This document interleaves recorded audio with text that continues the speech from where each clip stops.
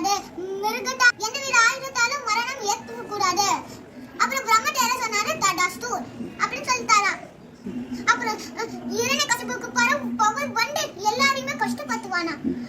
நான் தான் கடவுள், எல்லாமே ஓம் இரண்யாகம் சொல்லுங்கன்னு சொன்னா. இரண்யகசிபு ஒரு மனநிலையில ஒரு பிரகலாதன் கொஞ்சம் கொஞ்சமா குட்டி பாப்பா இருக்கும்போது கொஞ்சம் கொஞ்சமா பெரிய பிள்ளை ஆயிட்டு இருக்கா. நாரதன் ஒரு முனிவர் வந்து அவங்க அம்மா தூங்கும் போது குழந்தைகிட்ட பேசுவார். கொலனா நகம் நலங்குமா, நாராயணனா முழு முழு கடவுள், ஓம் நம நாராயணன் சொல்லு. பிரகலாதன் பிறந்து பெரிய பிள்ளை ஆயிடுவானா. அப்புறம் அவனை குருகுலத்துல சேர்த்துவாங்க. ஸ்கூலுக்கு போகும்போது அவனும் ஸ்கூலுக்கு போறானா.